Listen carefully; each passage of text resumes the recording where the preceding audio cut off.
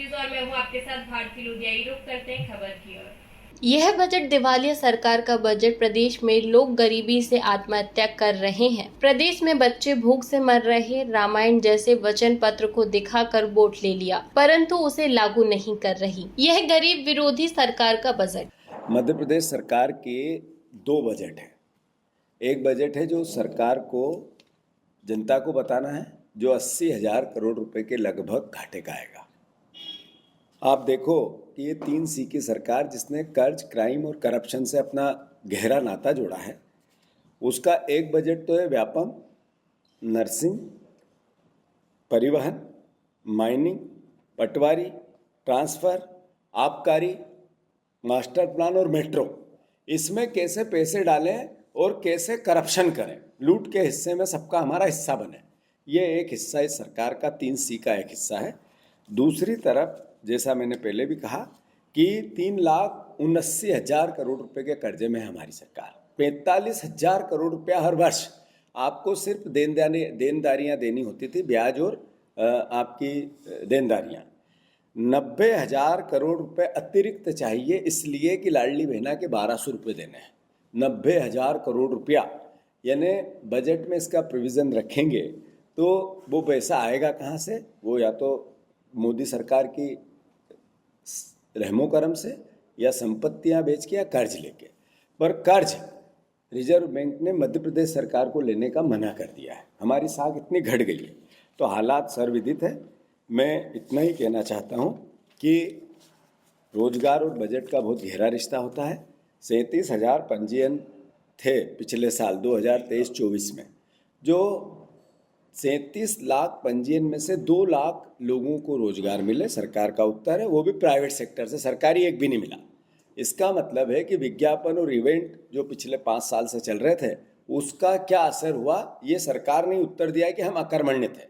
अब चूंकि 10 लाख पंजीयन ही समाप्त हो गए, बच्चे कहाँ गए पता ही नहीं, पंजीयनों का जो आधार था वो संख्या घट गई, मतलब ये सरकार फेल हुई रोजगार देने में।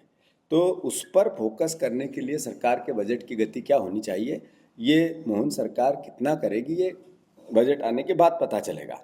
रामायण और गीता जैसा वचन पत्र, जिसमें 3,000 रुपये बहनों को देना था, जिसमें 3100 धान के, 2700 गेहूं के, 450 का गैस सिलेंडर, महंगाई से राहत, उसका क्या हुआ? फ्री शिक्षा, बच्चों को लैपटॉप, स्कूटी, फिर परिवार के वो लोग जिनको मुफ्त शिक्षा के साथ छात्रवृत्ति, सब पेंडिंग है। सरकारी कर्मचारियों की, चतुर्थ श्रेणी के कर्मचारियों की 3-3, 4-4 महीने की तनख्वाहें नहीं दे पाते हैं।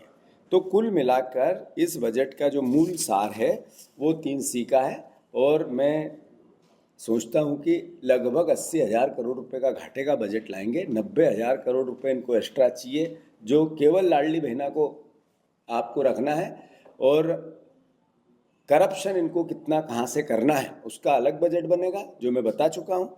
और जो देश की जनता को, प्रदेश की जनता को आंखों में धूल झोंकेंगे, वो अलग बजट बनेगा।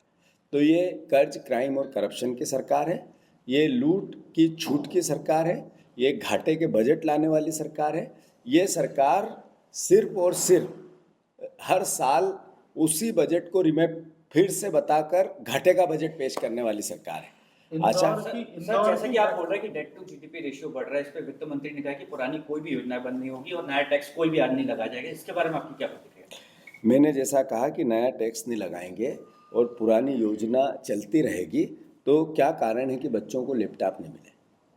क्या कारण है कि छात्रवृत्ति के पैसे बच्चों के खाते में नहीं गए?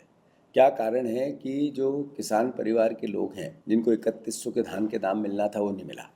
क्या कारण है कि 2700 के गेहूं के दाम नहीं मिले? 3,000 बहनों को कहा था, 1,200 में क्यों टरकाया जा रहा है? वोट तो 3,000 के नाम पे लिए थे। 450 के गैस सिलेंडर का क्या हुआ? ये वित्त मंत्री जी इस तरह की बात करके ये कहते हैं कि अद्भुत, अकल्पनीय, आंखों में आंखें डाल के झूठ कैसे बोला जाता है, वो बोला है। इंदौर की घटना होती, 5 एक्सपायर करते हैं बच्चे। बजट जो होता है उसका रिश्ता होता है रोजगार से, लोगों के सुख सुविधा से, लोगों की भूख से। हालात क्या है मध्य प्रदेश के? 5 बच्चे इंदौर में मृत्यु हुई, इसलिए कारण पता चले पेट में अनाज नहीं पहुंचा, खाना नहीं पहुंचा, इसलिए मौत हुई। अलीराजपुर में गरीबी के कारण एक पिता ने उसकी पत्नी को, उसकी 9 साल के बच्चे को, उसके 7 साल की बच्ची को और 3 साल के 4 साल के बच्चे को, सबको मौत के घाट उतार दिया, आत्महत्या कर ली। क्या था कारण? गरीबी। यानी इस सरकार का असली चेहरा, इस बजट का असली चेहरा रोजगार नहीं है, रोजगार एक भी नहीं दिया, किसानों को वचन पत्र पूरा नहीं किया, बच्चे भूख से इंदौर में मर रहे हैं, माता पिता आत्महत्या कर रहे हैं अलीराजपुर में, हालात और किसान कर्जदार है अद्भुत अकल्पनीय। तो इस बजट का मूल सार है।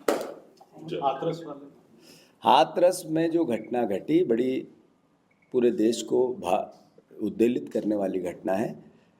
पूरे मृतक हैं उनको तो श्रद्धांजलि है ही, पर परिवार को भी संबल मिले इसकी हम मनोकामना करते हैं, ईश्वर से प्रार्थना करते हैं। पर अल्टीमेटली इतना बड़ा कांड, 130 लोगों की मौत का कौन जिम्मेवार है, ये प्रश्न तो बनता है। तो 130 लोगों की मौत का जिम्मेवार सिर्फ और सिर्फ योगी सरकार है, इस्तीफा देना चाहिए।